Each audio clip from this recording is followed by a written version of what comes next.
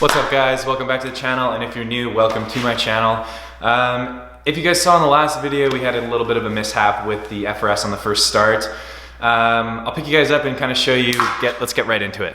Alright guys, so if you remember seeing in the last video, the oil literally poured out of the oil filter. This is a brand new oil filter, it's a FRAM filter. It was like, I guess it wasn't that tight, I don't know.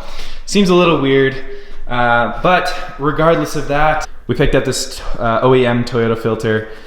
I'm gonna put this on just so I'm well aware that it is the right filter and don't have to worry about it. But let's go ahead and let's get into it. First thing I'm gonna do is I'm gonna check the dipstick, see how much oil remained in the car. I'm hoping that I didn't run it dry for too long, but nothing we can do now. So let's figure that out. And then next up, I'm gonna rip that FRAM oil filter off. I'm gonna see if I can return it because it's kind of stupid, and put the new Toyota filter on, clean up a little bit of the stuff under the car, and I guess let's get this thing fired up. Guys, I'm gonna take the time right now, the car's started.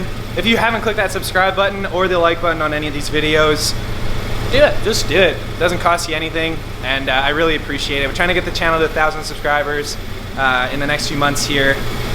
I think it's pretty doable, and there's lots of great videos to come. Once this thing gets out on the road again, the videos are just gonna get crazy. So click that subscribe button, join the family, and enjoy the rest of the video.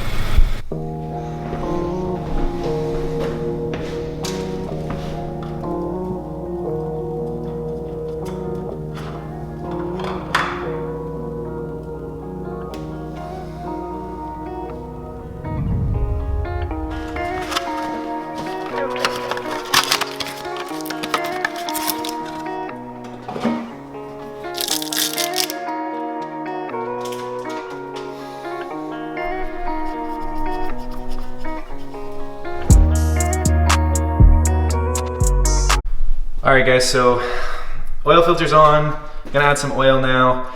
I don't know, it feels like it's on there, it's good and nice and tight. I'm really hoping there's not an issue with the actual thing that seats the oil filter. There shouldn't be, but I don't know. Alright, so I'm gonna quickly jump under the car. I'm gonna clean it up a little bit underneath there just so I can tell if it is still leaking or anything like that. This is super stressful. I'm really hoping I didn't damage anything in the motor when I ran it.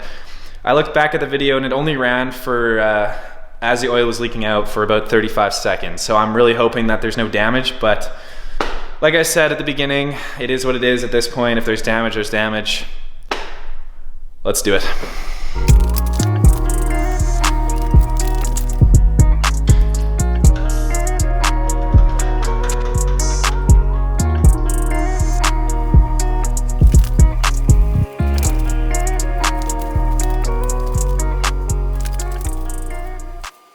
Okay, so oil is in, and again, I gotta pull a car into the garage to jump this thing. I need to get a jump pack. If somebody wants to send me a jump pack, that'd be sick. I need to get a jump pack or whatever. But I'm gonna pull a car into the garage. It sucks because it's windy and it's cold outside, but what else do I have to do?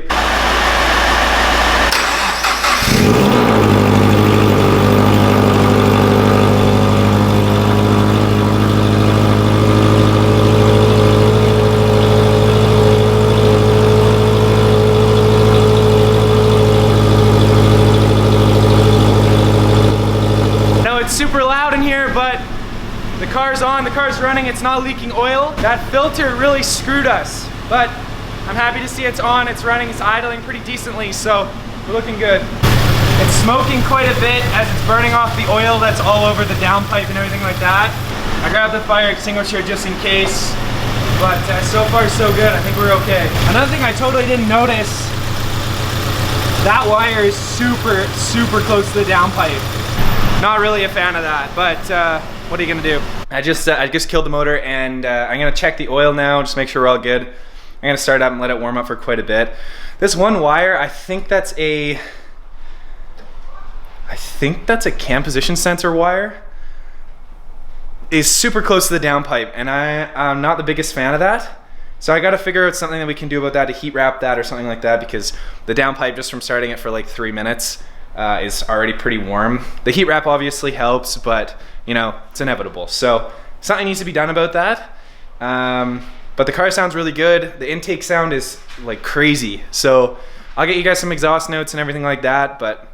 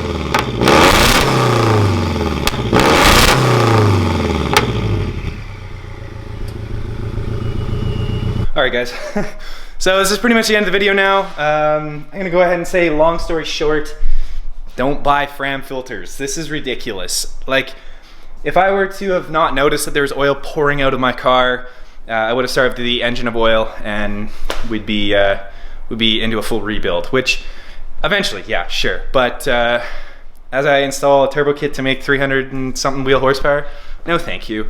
Don't buy FRAM filters. I don't know. Maybe don't buy FRAM filters from Canadian Tire. I don't know. Go OEM for filters. I don't know. Anyways, guys, I really hope you enjoyed the video. It's probably a shorter one today, but man, I'm beyond happy with this. She runs. It sounds so good. I used to have a old 2004 WRX before this with the unequal length headers and everything, straight pipe. And it sounds similar to that, and I couldn't be happier. I think instead of running the cone filter, I might just get a turbo inlet cover. I love the way that looks. Regardless of that, the car is healthy, the car is fine from being starved of oil. I'm super happy about that. Not happy about using a FRAM filter. Will never do that again. Needless to say, Toyota OEM filter's in, she runs, and it sounds mint. I'll see you guys in the next video.